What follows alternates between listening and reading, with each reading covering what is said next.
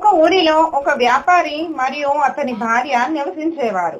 వారికి ప్రతిరోజు ఒక బంగారు గుడ్డు పెట్టే బాతు కూడా ఉండేది. బంగారు గుడ్డు పెట్టే బాతు ఉండడం వల్ల వారు చాలా అదృష్టవంతులు. అయినప్పటికీ వారు వెంటనే తగినంత వేగంగా ధనవంతులు కావడం లేదని అనుకోవడం ప్రారంభించారు.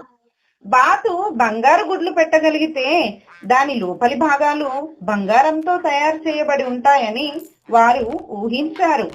ఆ విలువైన లోహాలన్నింటినీ ఒకేసారి పొందగలిగితే వారు అతి త్వరలో గొప్ప ధనవంతులు అవుతారని భావించారు.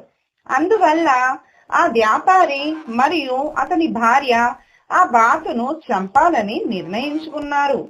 అయితే బాతును కత్తిరిస్తున్నప్పుడు దాని లోపలి భాగాలు ఇతర బాతు మాదిరిగానే ఉన్నాయని వారు తెలుసుకొని చాలా ఆశ్చర్యపోయారు. ఈ కథలోని నైతికత ఏమిటంటే, మీరు చర్య తీసుకునే ముందు ఆలోచించండి. ఈ కథ మీకు నచ్చినట్లయితే లైక్ చేయండి. ఇంకా ఇలాంటి మంచి మంచి కథలు వినాలనుకుంటున్నారా?